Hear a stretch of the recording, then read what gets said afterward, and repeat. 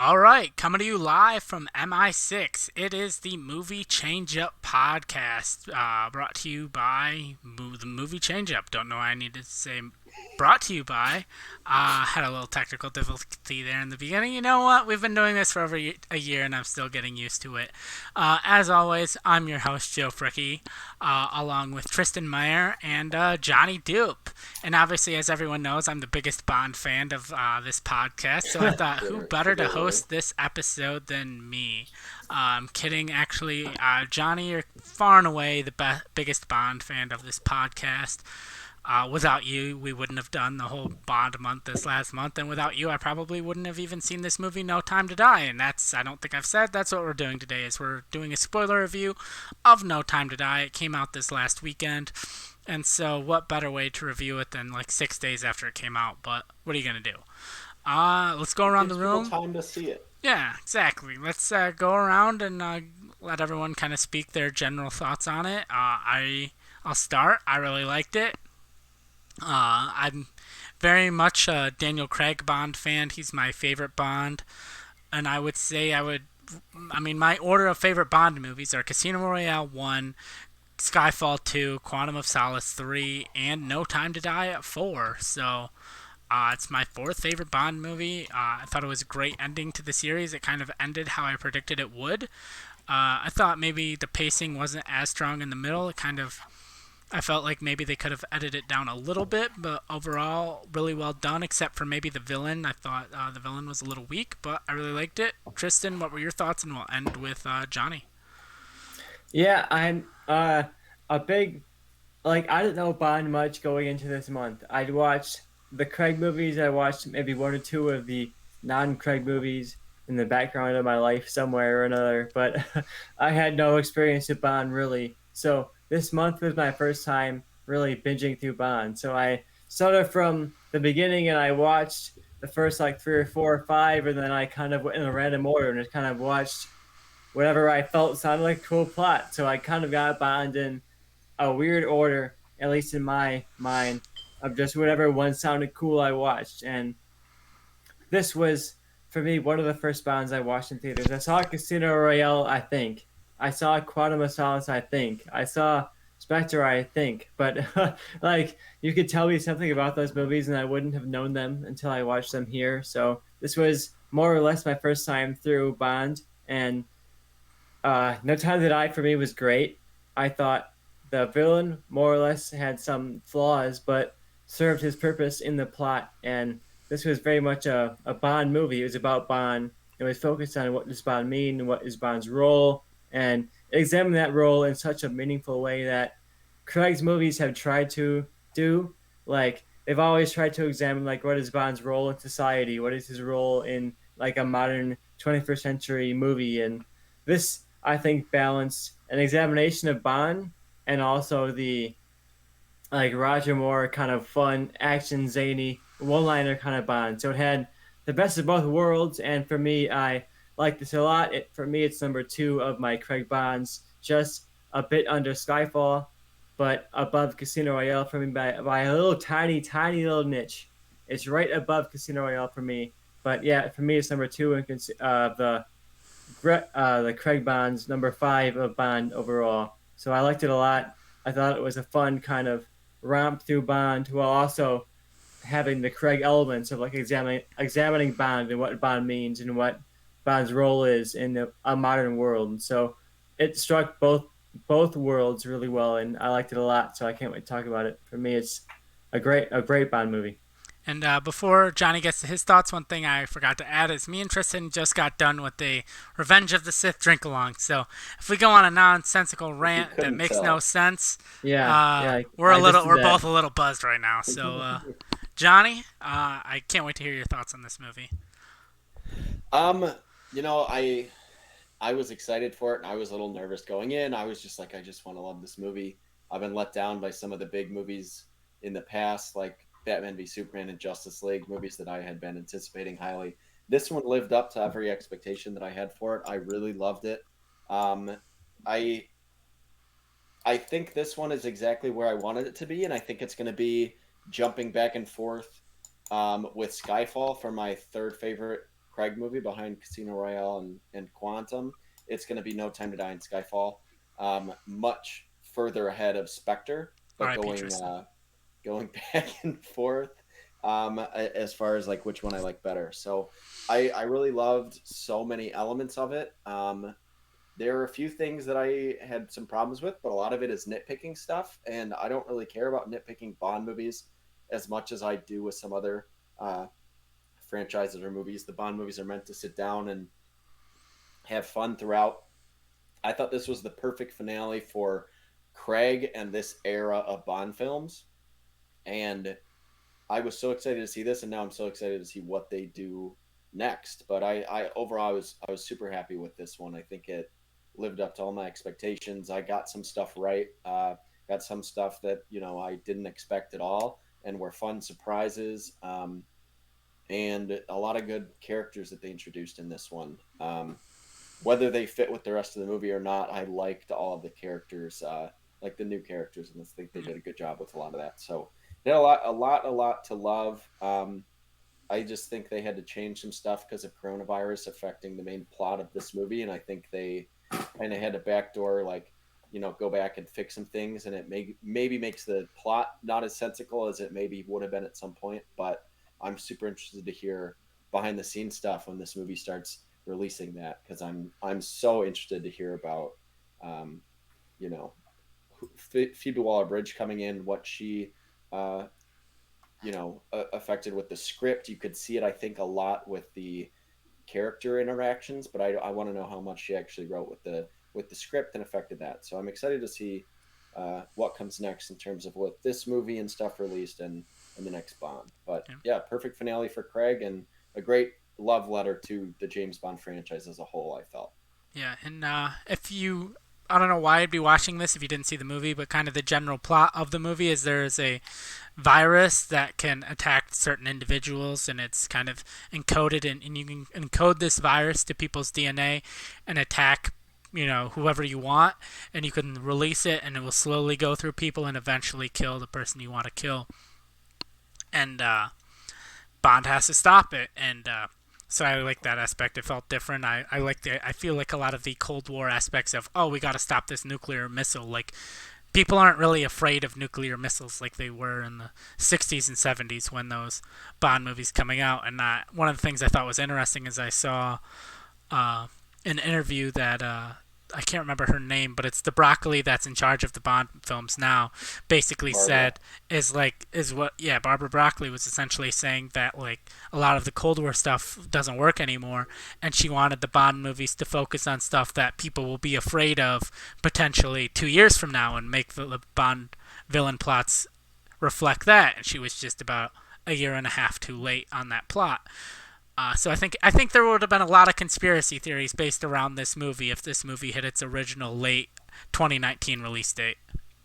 Yeah, I think there's a weird element to this movie where there's that whole plot of like a conspiracy virus that's unleashed to target specific individuals, and it's like injected into your DNA to target specific DNA. Like it's bred for a conspiracy in a time that it could never have predicted. So I understand why they MGM had predicted, like, okay, we're going to delay this movie, because this was one of the first movies out of the gate to say, okay, we're going to push back a year almost, like a few months at least. Yeah. We're going to delay. And at first, Hollywood was like, okay, that's exaggerated. That's way too much of a delay. And of course, now we look back and think that was not enough.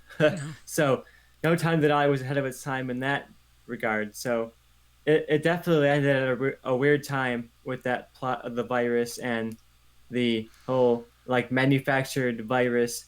It was a weird time to release, but yeah, I like that plot. Theoretically, I think the villain is weak overall. I think the villain is kind of the weakest part of this whole movie overall. Where I like Craig's run, I like the emotional dynamic of that. Like, he has this woman that he's tied down to. He has this woman that is what he wants.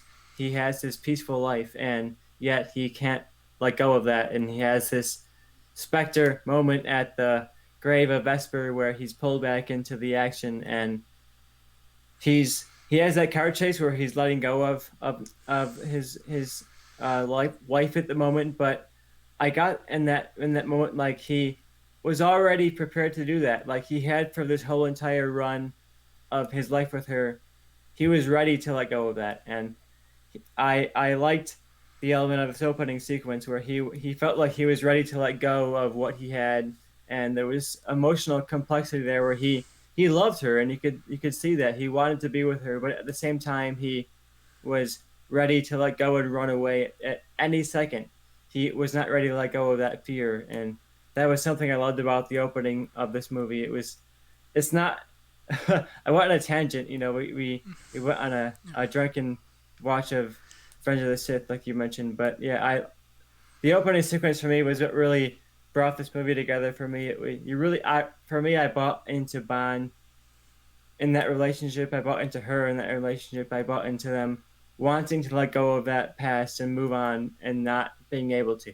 So for me, that was what really brought me into the movie from the beginning. And Yeah, Johnny Tristan brought up the villain, and I think one of my main problems with the villain Safran is his motivations were never fully clear. Like he took out Spectre with the virus, and then after that, he kind of my take on it is he was more just going after all of the people in intelligence around the world and all of the people in the spy game because he felt like that was the people responsible for his family's death and that was who his targets were, but it was never fully explained, and I feel like if they had explained that more and that was shown as more of his intention, it would have been better. But what were your thoughts on Safran and Rami Malik as the villain? I think the villain itself, it was the perfect.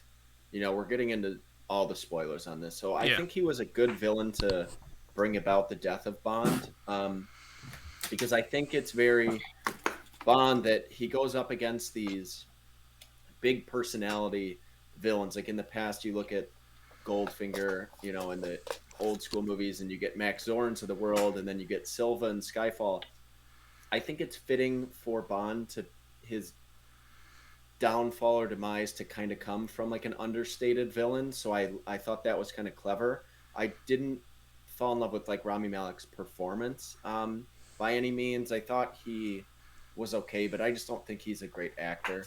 He won an Oscar for lip syncing with a mouthpiece, and he's going to get a lot of roles because of that. But I just think year after year he continues to show that he's just regressing as an actor, because I like some of his earlier stuff, like in Short Term 12 and things like that. But I just think they chose the wrong actor for the role. I would have liked someone. Just if they wanted to go like this soft-spoken, creepy guy, like it's tough because Paul Dano's about to be the Riddler, but I would have liked to see an actor of that caliber in this same role, even with the same dialogue. I think could have carried that overall stronger. Because I do like the way they went with the villain. I also would have liked him to feel a little older, because I didn't like that. I loved the cold open, and I loved that he, had this relationship with Madeline Swan that was so personal. But it felt weird to me that like he seemed like a full-grown adult going after for like her as a kid, and then he seemed either her age or younger than her, like by the time it gets to the end. So I thought that was weird. I'm like, okay, unless they had some weird sci-fi element, this guy, because of the poison in him that scarred him up, doesn't age him. Like I thought the role was meant for maybe like like a Peter Sarsgaard or something of that nature. Someone who like can be I almost think like a Benicio be del little Toro older. or someone like that in that role. It's like this quiet, subdued guy would have worked better.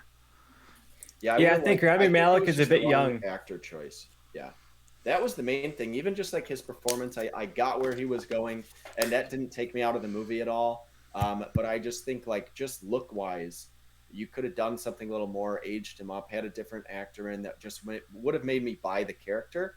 But I liked the plot.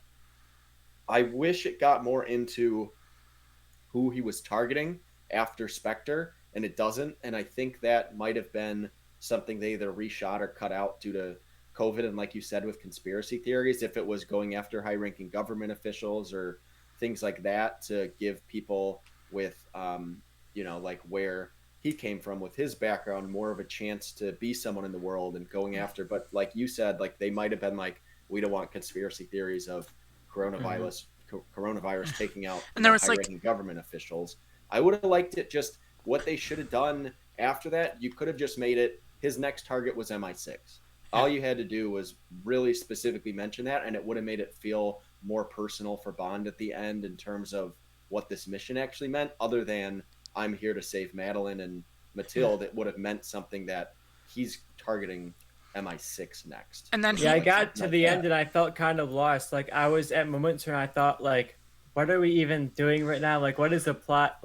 Like, there was Jenna Craig is kind of like racing against the clock at the end. Like, he has to launch his missiles at the last second because he has to do it with like seconds to spare. And I never quite bought, like, why is that so urgent? Like, why is this whole plot so urgent? I think that was something that I never quite bought into. Like, the stakes and the urgency of the whole plot was something that for me was a weak point.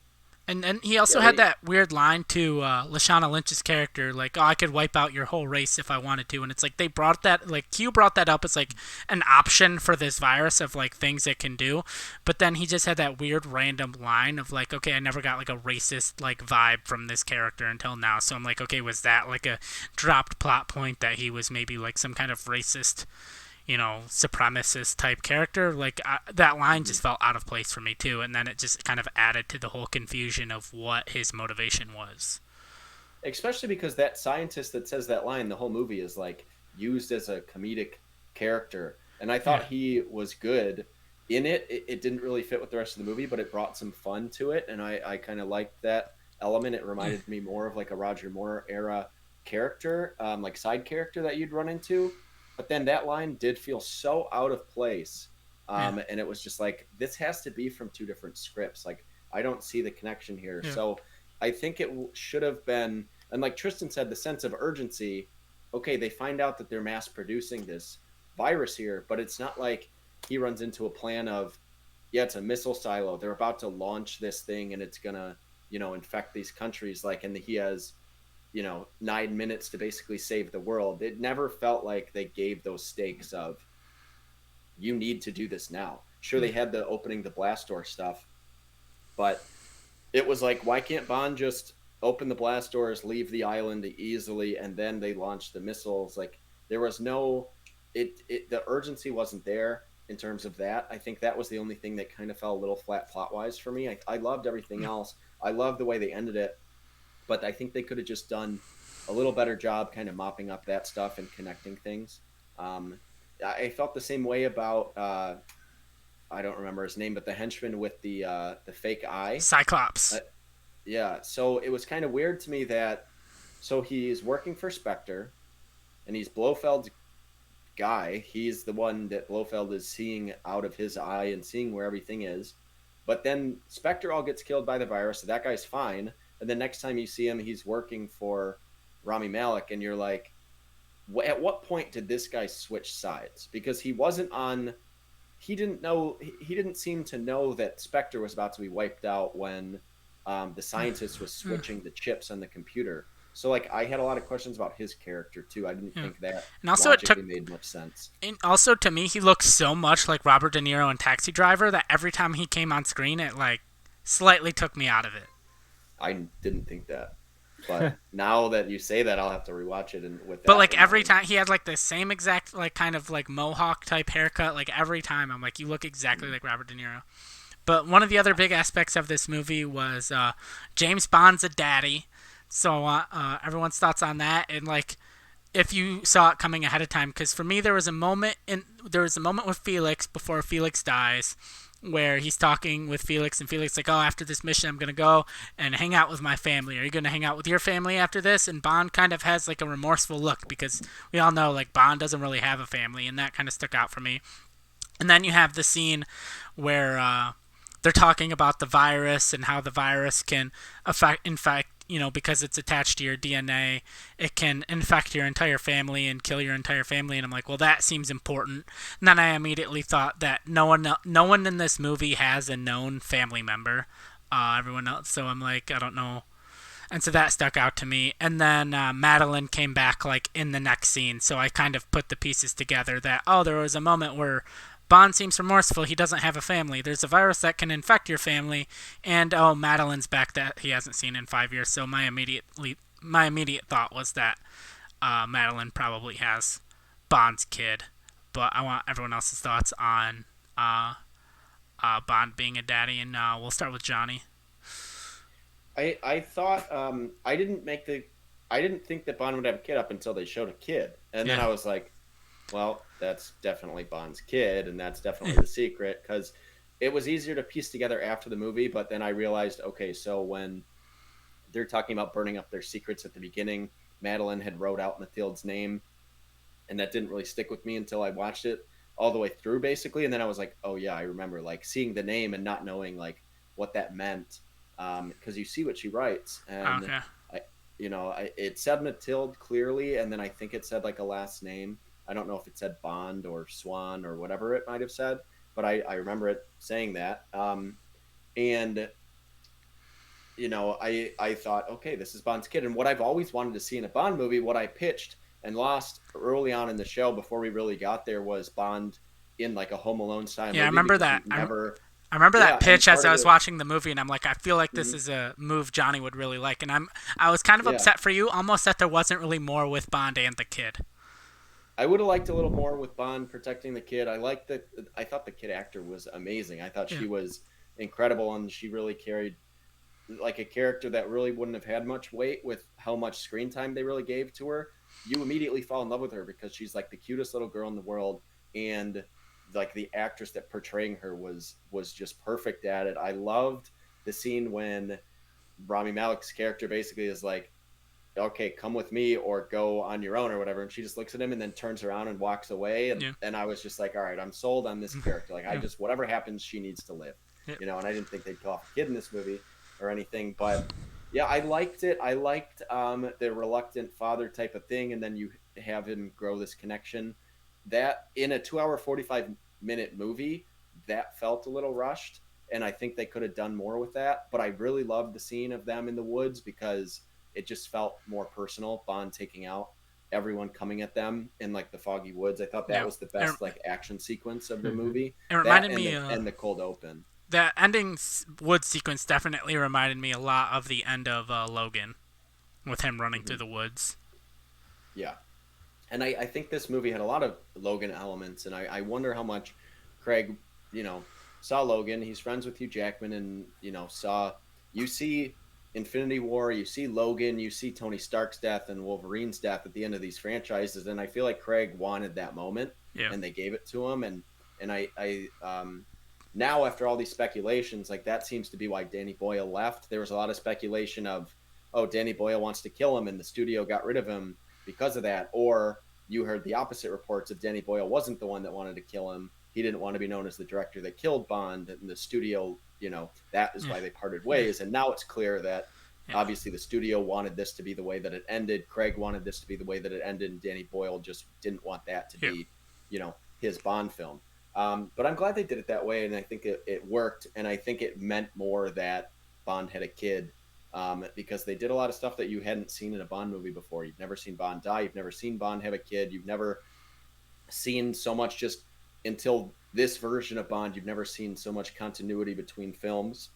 So you let yourself, while Spectre was disappointing, you opened yourself up to have a solid finale, and I think they nailed it with some of those elements, and knowing that Bond was like the dad, that was like the immediate moment that I knew he was dying, because I was like, oh, well, now I know it's a virus, and I know he's got a kid, and Madeline's involved, and like he's going to go and get infected and end up saving the world, like I predicted on the end of our bracket show last time we were together on here. But that like moment of the kid, it was like heartbreaking for me, because I'm like, I love this little kid, but that just confirmed to me that you're going to kill off Craig, and I don't know where you're going to go with it. So that was kind of like mixed emotions, but I think it worked out. In the end, I just would have liked a little more of a relationship between Mathilde and Bond by the end of it.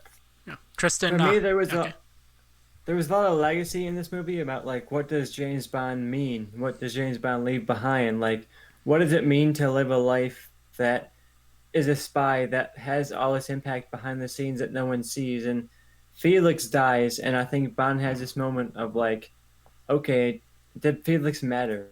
Does Felix mean something? Like, Felix was this very impactful force behind the scenes that no one knew, and yet he died drowning with no one to see him and no one to celebrate him. And I think that moment impacted Bond really deeply, all the way to this moment where he sees his daughter and he sees this legacy living beyond him, and he wants to go out with some level of legacy. He wants to go out knowing that he meant something. Like when he meets the new 007, she has a quip about like, "Oh, I bet you thought this number would be retired," and I think he kind of did. He thought that like he meant something so much that he would like live beyond himself. And this kid is the first time in his life that he really could live beyond himself, and he really could be more than just this guy who goes down and does spy missions and has sex with women and does cool stuff, and then goes on and does like this means nothing after that. And I think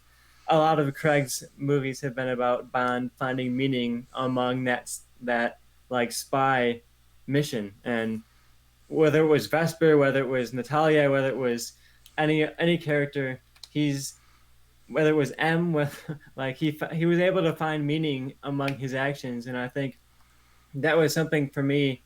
Like I love this movie. I think it was one of Craig's best for me because it hit all of Craig's emotional moments. It hit that like he wants to be this human. He wants to have this legacy that this daughter that lives beyond him, and he in some way doesn't know that he wants to just be this spy that does these missions and goes on and on and on. But for me, this movie had the mix of both. It had the Craig's like humanist, like I want to be this real Bond, this Bond who wants to get beyond like, oh, I'm a spy, I'm gonna have this family, I'm gonna have this legacy, I'm gonna have this daughter, but also like this Roger Moore kind of quippy, kind of fun. I'm forever in this spy role. I love this movie for me in the way that it balanced both of that, and I think Bond's daughter fully embraces that. Like he wants to embrace this life as a father, as a member of a family, as someone who just lives a normal life, but at the same time, he's called back to this level of action. And he's called back to sacrifice himself and to do this larger than life thing. I bought into that relationship and that father and daughter relationship in a way that I never thought that I would.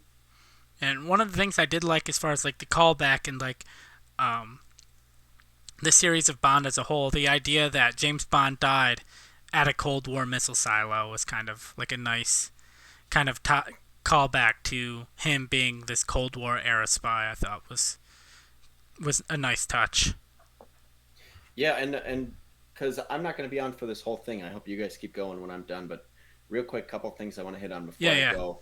Just what it for you guys? What was because we kind of mentioned just some plot holes, and I think those were like my only negatives I took away from it. But I really want to highlight the positives. What do you guys think? Like, if you had to narrow down one or two specific things you thought were the strongest elements of this movie, what do you think those were? Joe, we'll start with you. One of the things I would think was like the strongest was almost like the interpersonal relationships and the relationships between the characters, whether it's kind of the bickering between M and Bond. I thought the relationship between Blofeld and Bond was better in this movie. I mean, he only had a short appearance, but I kind of like their conversations with each other. Obviously, Madeline and Bond, and then obviously Matilda and Bond, and Matilda and Madeline, and just kind of all of the, and especially Q and Moneypenny with Bond as well. I just like all of the kind of mini exploration of all of these kind of inner relationships with all of these characters of Bond and Moneypenny basically showing up to Q's door and he's about to go on, or he's about to have a date, but he still helps them because you kind of see that regardless of them just like working together and going on missions, that they're all friends. And I think that to me was one of the big highlights, is anytime you saw two characters kind of interact and have this dialogue with each other and seeing the relationship was my favorite part, and it was just kind of this constant throughout the whole movie. All right, Tristan? I want to highlight two things. For me, the one was Madeline and Bond. In the previous movies, Madeline was never quite a character that worked for me. Like, I understood her role in the story, but I never quite bought her as the woman that Bond would love and the woman that would turn Bond to be like, okay, I gotta like live my life for her. And for me, this movie somehow or another like turned me around on Madeline and brought me into her character and made me think like, okay, this is a character that I could actually see Bond buying into and wanting to spend his life with, and I like that a lot. I also want to mention uh, Ana de Armas and this whole Oh, element I of forgot. like Yeah. Bond kind of stepping away and this new generation of 007 stepping up. And I thought Ana de Armas, her role and her whole sequence in that sort of like casino hall was one of the highlights of the movie for me. And Ana de Armas was one of the best characters I thought of this whole movie. And I thought that was a great sequence for Craig's Bond, where in like a Connery Bond or in a Roger Moore Bond, that would be a character that Bond would seduce and sleep with. But in Craig's Bond, he's kind of matured beyond that. Like he's stepped beyond like the seducer, the guy who sleeps with women and doesn't think about it beyond that. Like he just sees Ana de Armas as like a fun person to do this mission with, and I thought that was a really great sequence, and I would love to see more of her in whether it's a Amazon series or a new movie or what it was. I think her character is kind of right for a spinoff, and that sequence was really fun for me. Seeing Craig kind of like handing off his time, not just to a new 007, but to like this other agent who's doing like this. She said she was like 3 months new or whatever to her new position, and she's kind of new to the spy game. And I like seeing him have fun with that new agent and handing off his baton as this trained agent to this new kind of new blood under Felix Yeah. of Anna de Armas' character. Yeah, and one of the things I liked about her character, and like a moment that would where he was like about to put on the suit and like take off his clothes that he had on to put on the suit, that would normally cut to like a sex scene in a previous Bond movie. She's just like, yeah, just put on the suit so we can go. Was I thought was kind of like a funny moment, and for me, another moment that I liked that I would add is Felix's death scene and him. And I thought they had like to go back to another Funny moment. Yeah, I don't know if I'd say funny, but like a good moment is Felix's death scene that I think also tied to Vesper's death scene in the original with them drowning, and then but also just kind of their interaction relationship. And then also I thought Felix's partner, I can't remember his name, but he's in Aladdin, and I thought that was perfect casting because I bought him as like this Billy Magnuson. Billy Magnuson. Joker. Yeah, I thought he was perfect casting for Book of this. Mormon.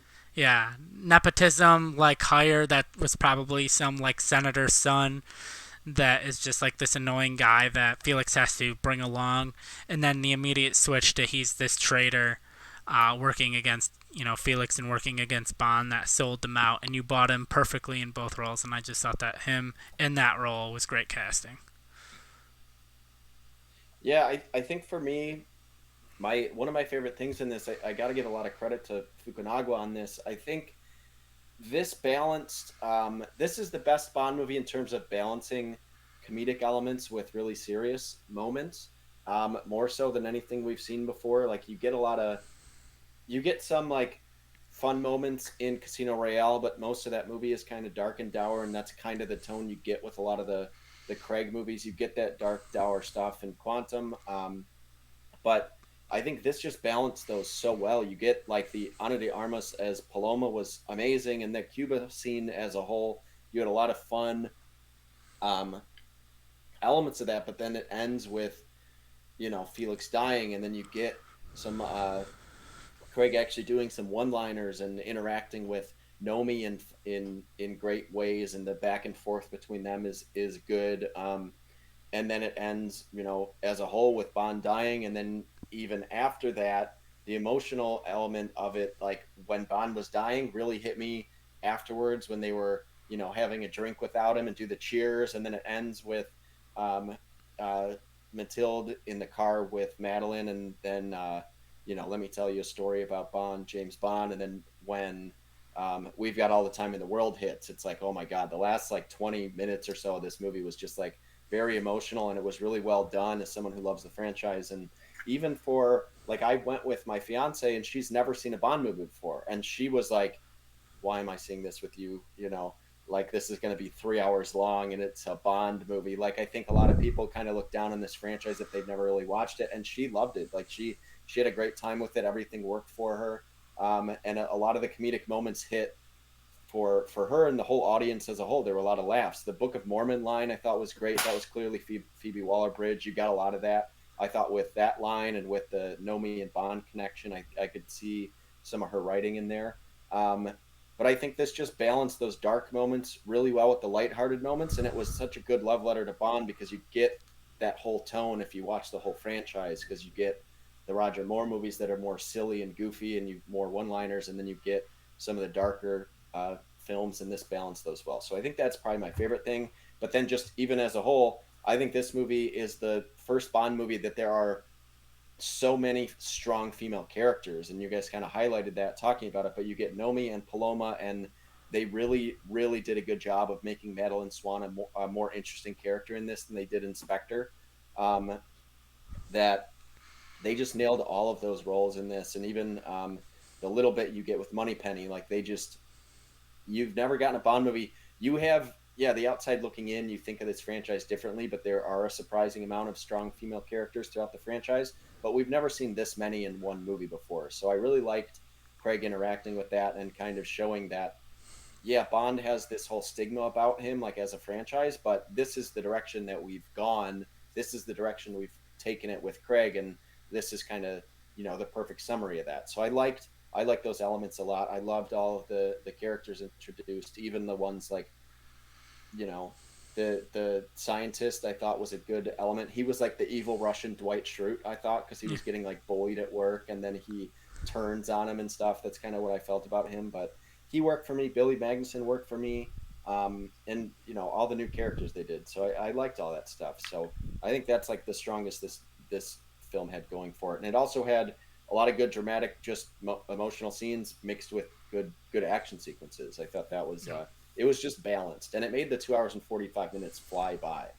I want to highlight that for sure. I think the 2 hours 45 minutes flew by for me. I went into this movie and I thought, like, oh god, almost 3 hours. This is going to be like a trek to get through, and I think the pacing was really great. And you got like the drag of like, okay, you got some human beats, you got some story beats, but then you got the action sequence to carry you through that. And you had like, okay, you got the human beats, you got the character beats, you got the action sequence, and you had like kind of that sequence of like, oh, you're gonna get what you want, whether you want the human beat, you want the action beat, you just gotta kind of wait. And for me, I never felt like I was wasting time. I never felt like I was checking my kind of phone and thinking like, okay, are we 45 minutes left? So we got an hour left? So we got 2 hours left? Like, what do I got in this movie?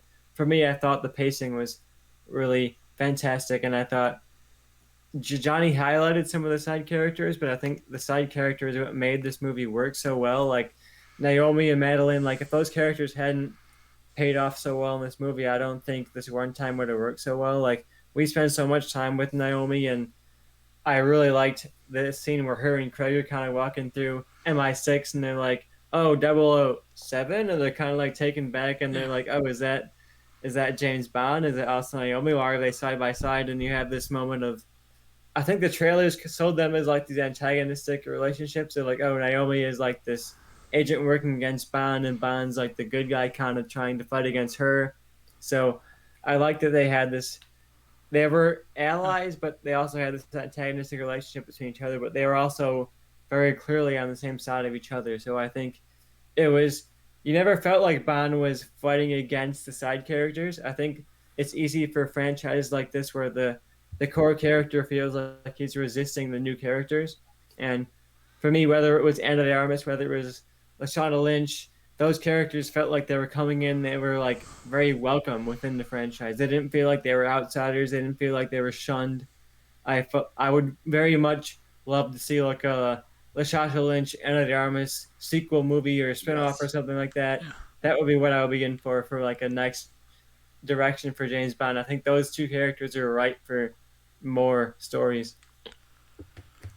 I agree. Yeah, Nomi Paloma, that's the spinoff. I'd love it, like a series, 8 episodes or whatever, of them going on missions together and being like the new Bond and Felix would be awesome. I agree with that. That's something I was thinking about, and you said it. Yeah, that would be great. I'd be down for that. I want to highlight before I go, a couple things I really loved that this movie did was, you had two of these moments that really stuck out to me afterwards that revealed and it changed the whole meaning of scenes. Because the first one is M saying, we need, like, where's 007, or we need to call it 007, and then it immediately cuts to James Bond. And then you realize that's not who M was referring to. He was talking about Nomi. She's the new 007. So you get a new meaning behind that scene when you get that reveal, and when you go back and watch it, you know the different meaning behind it. And the other one is when Rami Malek's character, Safran or whatever, meets up with Madeline, and they have that meeting, which is probably my favorite scene from Rami Malek in the whole movie. I like that better than his interaction with Craig. But I liked their little interaction in the office, and it ended with, I can make this happen to the person you love most. And it immediately cuts to James Bond, so that's who you think they're talking about. But then it's revealed that she has a daughter, and that's obviously who he is threatening in that scene. But it changes your perception on that, and the movie does that intentionally to kind of throw you off of what comes next. And I think they did a good job with that in terms of the writing and the direction with that. So I really love those scenes because they meant more as the movie progressed and you go back and you think about these. And then I just love, as a huge fan, like we talked about in the bracket, of Honor Majesty's Secret Service, and I think that now gets looked back on as one of the most underrated of the franchises, or of the whole franchise. I love that they used the All the Time in the World.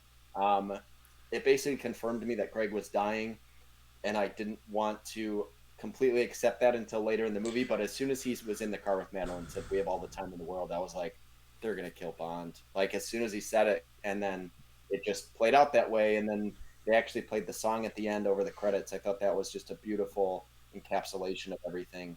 So I really like the use of that. That's a great song, and it fit better, I think, in this movie even than it did in its original use.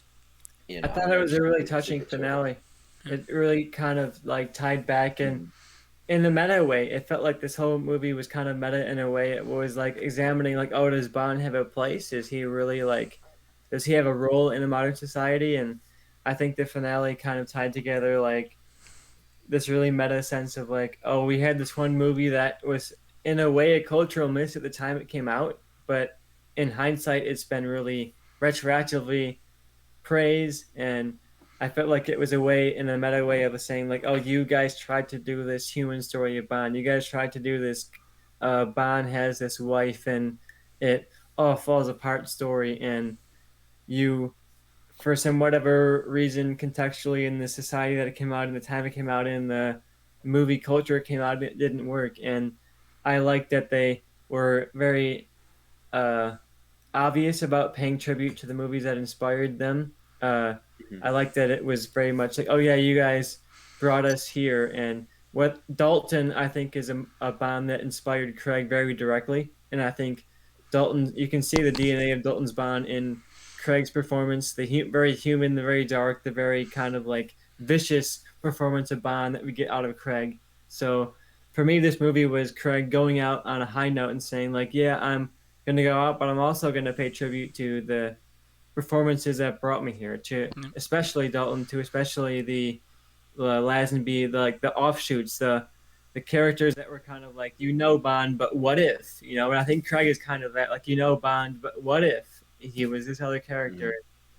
This movie felt like an overall tribute to like the what if Bonds. So for me, that worked really well as just an overall tribute to these Bonds that were maybe forgotten in time, maybe dropped by the fandom, but Craig was the one who pursued and said like, yeah, they didn't like me, but I'm gonna do it anyway. Fuck you, and I'm gonna make like some of the best movies of the whole franchise, and people are gonna love me anyway. And I like that a lot about the character and the performance in particular.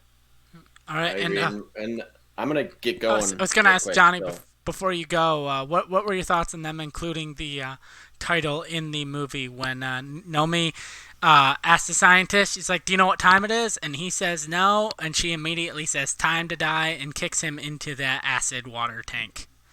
I laughed out loud, and not because it didn't work in the movie, but because I immediately was like, I cannot wait for Joe to see this movie specifically for this line, because that is the one that he was predicting from the beginning. Joe called that out, that it would be said in the movie, and it pretty much in the way that it played out. So Yeah, I predicted it would I, have been Craig and the main villain, but it was instead Naomi and the and the like henchman scientist guy. But either way, I was so happy. I don't know why I didn't include that in favorite moments, because that was my favorite moment of the movie, is oh the yeah, No Time to Die. yeah. I would have been bummed if I left before we talked about that, because yeah, immediately as soon as that line happened, I thought of Joe for sure. So that was great. The one last thing I'll say before I go is just that if you've seen No Time to Die and you haven't really checked out the franchise, all of the movies have just got put on Amazon. So Oh, if you got great. Amazon Prime, You know, check out. Yeah, after you guys just both watched them all. Yep. But if you guys either were iffy on this movie and not really Bond fans and check this out, or if you saw the movie and maybe only seen the Craig movies, you have pretty much free access. You know, most people have all the streaming services nowadays. Check out all the movies on Amazon Prime. They're on there. It's easy access now. We haven't had all the Bonds on one streaming service, I don't think, ever. So they're easier to find now. I recommend checking them out because this is there are some, like, people think about Bond as a franchise if they haven't seen it in different ways than I think if you actually check it out and watch the movies and just see the progression of filmmaking that has happened through these and the impact this has had on other movies and from other movies. And it's just a great encapsulation of the film culture as a whole, from the 60s till now. So I check it out. I would recommend just watching those. And then I will say, sorry for anyone who watched the bracket episode and got spoiled by the ending, by my prediction, because I said Bond is going to get the virus and he's going to sacrifice himself to save the world. I didn't know the family stuff would be impacted in there, but I listened to it after watching the movie and I was like, yeah, that's pretty much exactly how it played out. And I do think this was the closest we've seen to a Mission Impossible movie. Not as much tone-wise. Like, I thought there'd maybe be bigger stunt scenes. But like the magnetic floor falling into the elevator shaft and stuff like that, I thought was very reminiscent of like the modern day Mission Impossible stuff. So you saw that influence. So I'm excited to see what they do next and where they go. And I'm excited to see you two battle it out. Next time we can get all four of us together, we're going to do our Bond episode. So I'm looking forward to that. Tell Bobby to finish up his kitchen, you know? You have some questions for Johnny before you leave, though. I want to see, you're the all-time Bond fan, so I have 3 questions for you. Theoretically simple questions, but where does Craig rank among your overall Bonds? Now that we've got to the finale of Craig, Craig is over. We have no more Craig movies. Where is he among your Bond ranking? Craig's my number 1. And he was before this movie, but even just getting the full encapsulation of him as Bond, I think that solidifies that to me, because he's the only one that I can put on every movie, even his weak one like Spectre. I still get a lot of enjoyment out of most of that movie. Every other Bond I can point to, like, yeah, they made 1 or 2 weak movies, or ones that don't, stick with me as much. So I think Craig just has the overall strongest track record. But I do think a lot of that is because we got those Bonds in the past and he did something different with it and never tried to copy any of the other Bonds. So I think that's pretty much why he's my favorite. And I was 12 or 13 when I saw Casino Royale in theaters. It was the first Bond movie I saw. So to me, Craig is my Bond, even though I grew up in the 90s and Pierce Brosnan was always the one I, recognized as Bond. Craig has been my Bond since, Casino Royale pretty much. And where do you rank this among the Craig Bonds? Because we've gotten a handful of really divisive. I know you're a big Quantum of Solace fan, so where do you rank this among the list of Craig Bonds? Now, I said this kind of in the bracket, but I kind of view Casino Royale and Quantum, because I can't watch one without the other anymore. I kind of view those as like Kill Bill Volume 1 and 2. So that's my 1 and 2. It's Casino Royale, then Quantum. And then this one is right there with Skyfall. And I think it's going to just change places at 3 with Skyfall, back and forth of, whatever I watch last is probably going to be my favorite. But I can't wait to have this one like on streaming or on Blu-ray and just watch those back to back and see which one impacts me more. But I think it's probably right now it's between like 3 and 4, and then Spectre is much lower than those. Okay, my last question was, I sat through Skyfall. I sat through the credits of this movie and I waited to the end and I said maybe they'll give me a tease of what's next. And the last thing they gave me was text on the screen that said James Bond will return. So what's next, Johnny? You're an all-time lifelong fan of Bond. Where do they go from here? Bond is dead. What's next? Do they reboot entirely? Is it an entirely new cast, James new Q, Bond new in M, new heaven, everything? fighting people. Or do we kind of go with like Out of the Armus, Lashana Lynch, do we kind of go from this universe on to something else, or do we entirely reboot, all new, all beginning new from ground zero to new? I think the way that I could see it going, because this movie, it didn't have as big of an opening as like Spectre and Skyfall did, but I think a lot of people are gonna find that they love these characters. Like we talked about, since Amazon owns the Bond franchise now, I would hope that they do like a spin-off series with some of the characters from this, and you get the return of Ana de Armas, and you get the return of Latasha Lynch. I would love that in a series, but I think since you killed off Bond, I I think the way they're going to go next time you see Bond in theaters, everything is rebooted. You don't get Ray Fiennes back as M, which I would have maybe thought they would just carry him over like they did with Judi Dench. But now that you killed Craig, you can't bring anyone of these people back into your movie franchise unless Bond's not in your franchise. So maybe they do a spin-off movie with those other characters, but if they just reboot Bond and he's back, I think you're not going to get like the first mission type Casino Royale. I think you're just going to go right into what the old movies were, and it's just going to be Bond on a mission from the start. And I'm interested to see where they go with it. My choice would be Andrew Koji, but I don't think they're going to go that way. But just looking at what they have now of, you know, what the Bond franchise has always been is bringing in like what's popular now. Let's make our films like that. I think Andrew Koji would be a great Bond to get into more of the Asian culture that you're seeing in a lot of these movies coming out, whether it's Shang-Chi or even the Raid movies getting popularity, or Parasite winning Best Picture, or even like you see a lot of that in the Eternals with Marvel. So I think that's the way the film industry is going. So I'd like it to go that direction. Now, will they do that? I don't know. I think you're just going to get, after all this speculation and all these people predicting new Bonds, I think it will be just another British white dude being Bond. I just hope they choose the right guy to do it. And I think that I have faith that they will, because they have yet to choose a Bond actor that didn't work for me. So I have faith that whoever they choose will end up good, whether there's a big backlash or not, you know, when they announce it. So, but I think it's going to go right into Bond's on a mission with regular old James Bond, but it's maybe going to be a little more. You saw some in this movie. It's going to have more sci-fi, more gadgets, more of that stuff than like you saw with the Craig franchise, which is more grounded. All right. So I think that's where I see it going. But on that note, I got to go take care of my puppy. I got a little white puppy named Philly, and I'm going to be like Blofeld sitting. He's going to be in my lap for every episode we do from now on. Hopefully, if he is better. So I'll just be hopefully not as aggressively as Donald Pleasance, just petting my dog. But you should get a hairless cat I'm like excited you. to listen to this back, and You know they have them with hair now. but yeah, that was a great line. You know they make those with hair now.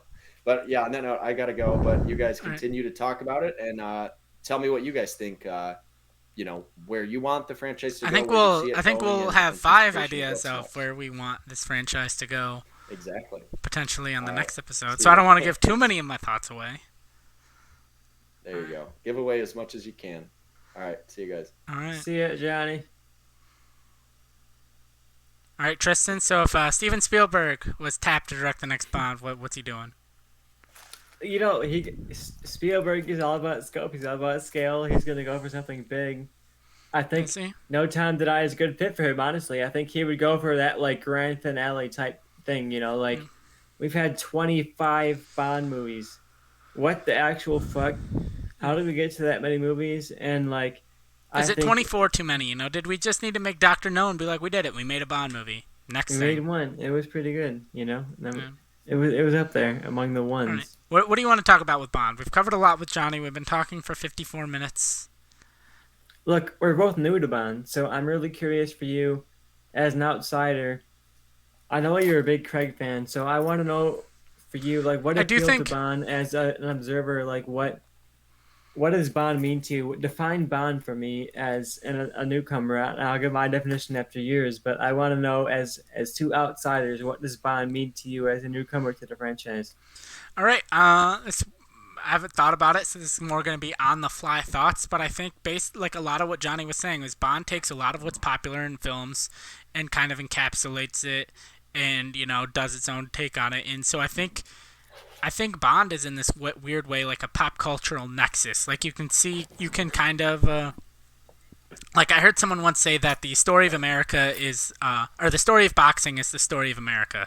You can always see who was basically the poorest people, the bottom level people in America, based on who the top boxers were. Because the only way you could be a top boxer was like have that level of drive to like get your face punched in that many times and have to fight all of these people. And I think Bond is kind of that way of it's a reflection on the world. You can see what's going on in the world at a time by what was happening in Bond at that time. Like, oh, like blaxploitation movies are popular. Oh, let's make a blaxploitation Bond. Oh, like these kind of realistic action movies are popular, whether it's the Jason Bourne movies or even like The Dark Knight and Batman Begins. Then you can look at the Daniel Craig movies, and as you look at, like Star Wars is getting more popular with the sci-fi element. You have the Fast and the Furious catching second wind. You have all of Mission Impossible. You have the MCU as that's gaining more and more traction with these kind of sci-fi elements in action movies. What does Bond do? It reintegrates the sci-fi elements back into what was a basically realistic Bond franchise, and it's like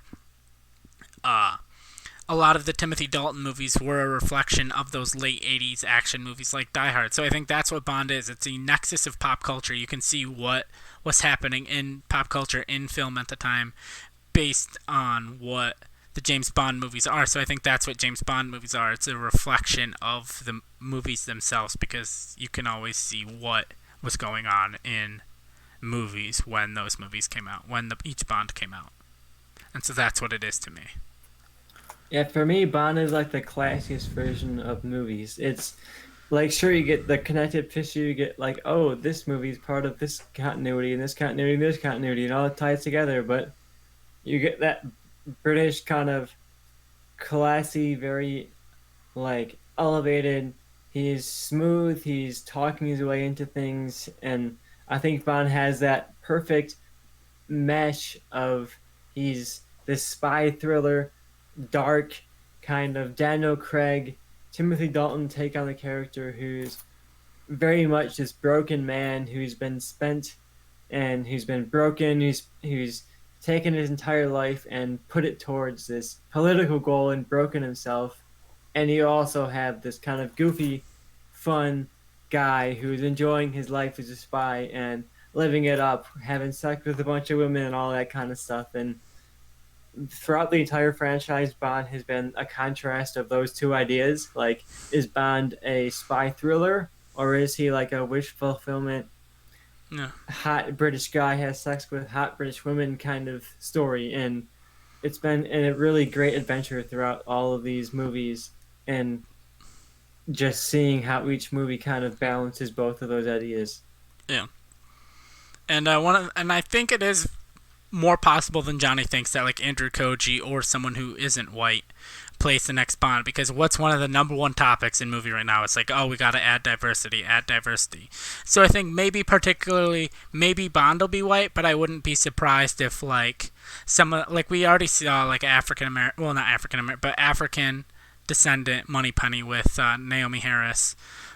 We saw, like, I wouldn't be surprised if the next M is played by like Ben Kingsley or someone of, basically a non-white person, a Q who's a non-white person, another M that's maybe another non-white. So I think the next Bond franchise will have a lot more diversity to it. Yeah, I think diversity has been very present, especially in these last couple of Bond movies.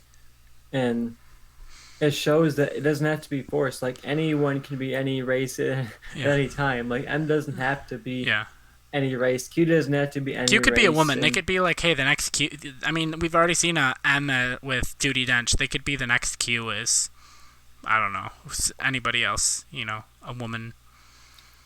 And I don't want to brush over the fact that Q got canon confirmed as gay, or Yeah. at least like Which isn't LGBTQ a kind of surprise in this movie. because the actor is gay himself. So with Ben Whishaw, so not a big shocker, but I mean, I want to say interesting, but like just a direction they Nice. went, I guess. Yeah, nice. Nice is a good adjective. I was like, I don't really know what adjective. It's not like amazing. Well, they made Q gay, like whatever. But yeah. I mean, this whole movie, and I think we're gonna have an interesting kind of reaction to this movie. I'm curious. I haven't seen a lot of the internet response to this Oh, I film, have. but I would have talked more about that, but Johnny had to go. A lot of people angry about them killing off Bond. That's the big thing I've seen. A lot of people upset about that, and I think a lot of people are dumb. And don't realize, because I know like pretty much all of the Bond movies up until Daniel Craig were supposed to be one continuity, and then Daniel Craig was the hard reset of that continuity. Um, and I don't think people realize that.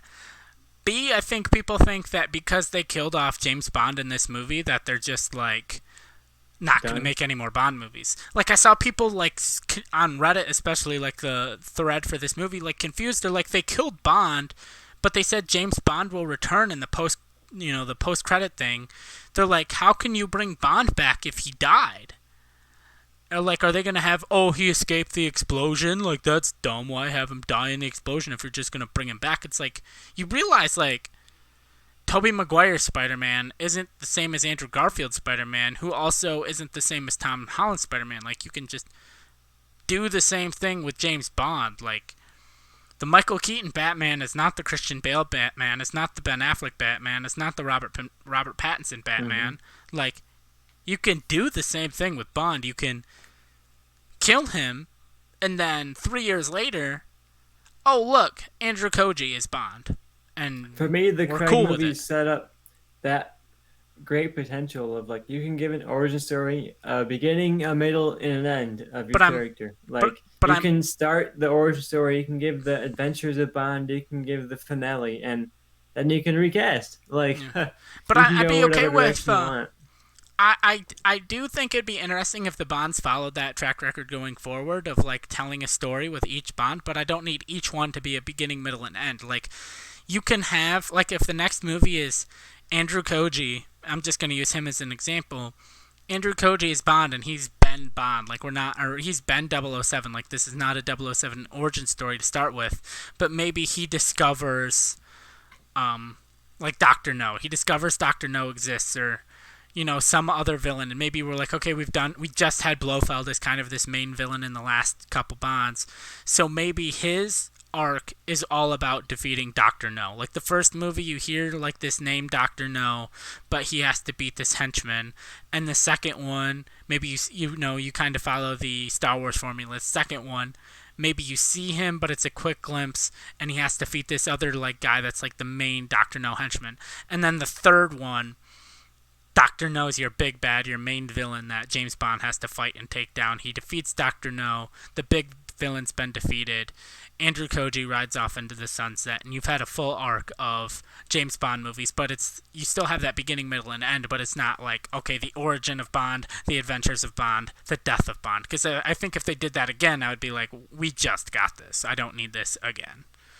Yeah, I think this sets up the franchise for a lot of really interesting directions. Like, they can do a one-off Bond. They can be like, oh, what if Idris Elba was Bond for one movie? Like, yeah. You can do one movie that's a cool thing, or you can do like a trilogy that's a cool thing. And I think the fact that it killed off Bond really gives him like a definitive end to be like, okay, this is it now. Like, we can do whatever we want from here on out. And I really like the anthology aspect of the character and the fact that they recast the character every couple of movies. And this movie, the most leaned into that element of the anthology, of the fact that this is the one actor's take on the character for the one time, and that's it. And we get the beginning, we get the end, and then you guys kind of go whatever from that. And I do very much expect the next Bond to pick up, and it's kind of in the middle of his run as Bond. He's just doing missions. I don't expect another origin story. I think we're going to get a Bond right in the middle of it,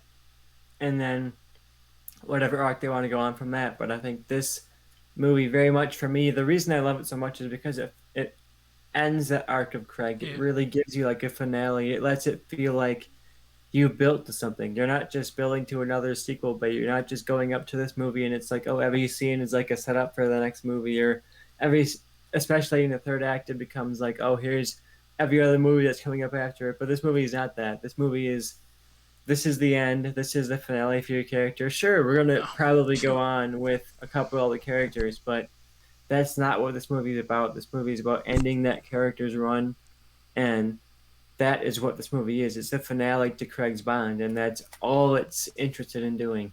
Yeah, one of the things I was going to ask Johnny, and I completely forgot, I'm going to text him when we're done here to get his thoughts, but I'll ask you, is in the scene where Spectre gets wiped out, they were like kind of panning across different people, and some of them were giving me vibes of villains we've seen before in previous movie. Like there was a guy that like was giving me Auric Goldfinger vibes, and there was a guy that was giving me Doctor No vibes, and they were just like various guys throughout the movie giving me vibes of like different Bond villains, and I'm like, are these supposed, like, am I just reading too much into this, or is this supposed to be kind of like that guy is supposed to be Auric Goldfinger?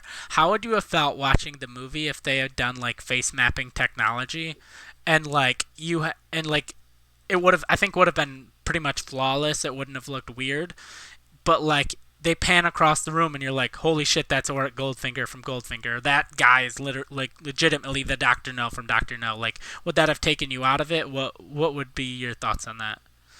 I think that's kind of what Craig's Bonds have been building for. Like, better or worse, they're building towards this shared universe. They're building towards the fact that everything is kind of building towards one thing. And it might have caught me off guard for a second to be like, oh, that's literally Goldfinger. Like, that's literally Dr. No. Like, you know, I think that might have caught me for a second. But I like that Spectre moment. I think whether it's literally those villains, I think it is like theoretically those villains. You know, I think it's theoretically them killing off Spectre and kind of moving to a finale for Bond. So I think that works, and I definitely recognize some references to previous characters. I didn't necessarily take it as literal, but I thought like, oh, that's kind of like a reference to the fact that they're killing off the old and bringing in the new, and it's like this genuine finale to all of Bond. Yep.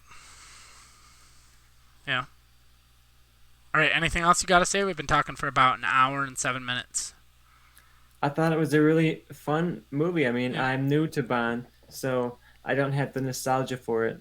But Yeah. for me, this kind of brought it back to the previous movies in a way that didn't feel invasive, it didn't feel over cumbersome. You know, I didn't feel like I had to watch everything to get this plot, but I also felt like watching everything added to this plot. Like I don't think I would have gotten so much out of this movie if I hadn't watched everything else before it. So I'm really glad that I did. It was a really satisfying binge.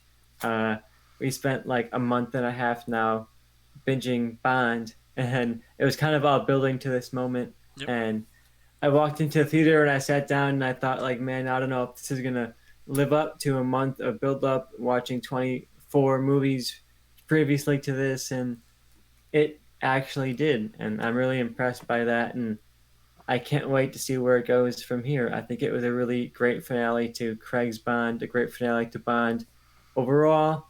First time we've gotten a finale, so clean slate. Where do we go from here? It was a fun time to binge through and get to the what feels like the end. So we got to the finale, Joe, and we made it. And who knows what goes from here? But it was a fun ride. Yep.